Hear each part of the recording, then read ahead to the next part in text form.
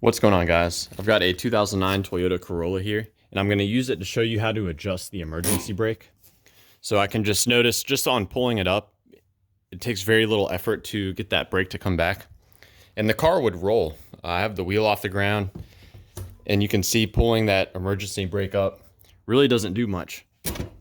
You know, even at its highest position, the wheel still rolls pretty easily.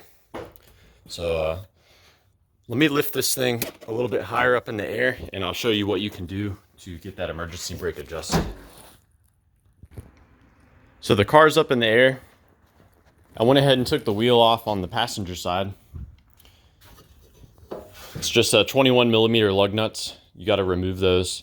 And the drum, it should just pull right off. There's nothing actually holding it on except for friction.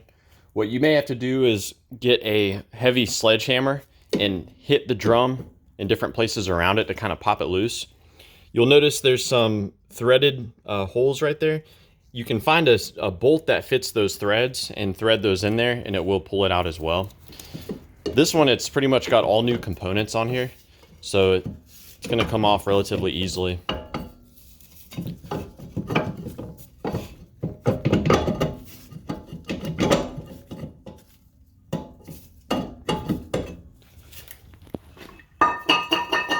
So when you have the drum off, you're going to want to inspect this. Make sure you've got adequate friction material on your shoes. Make sure you're not leaking any brake fluid from here. And you'll want to look at the drum that you remove and see if there's a lip on that inside edge right there.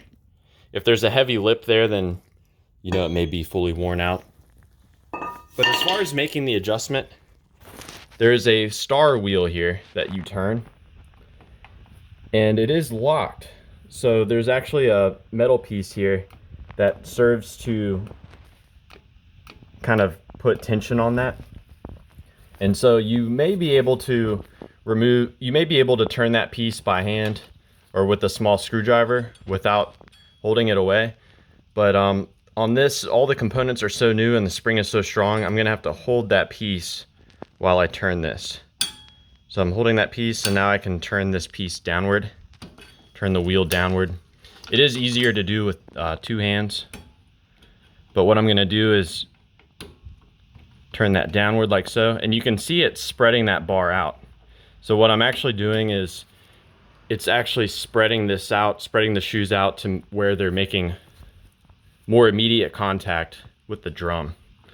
So the way you go about doing this is you make small adjustments and then you reinstall the drum. So I'm going to do that at this time.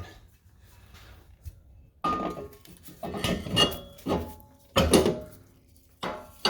you see how it turns freely? You want a little bit of a drag.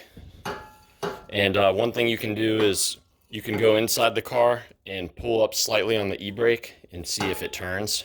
You want it to engage pretty much immediately.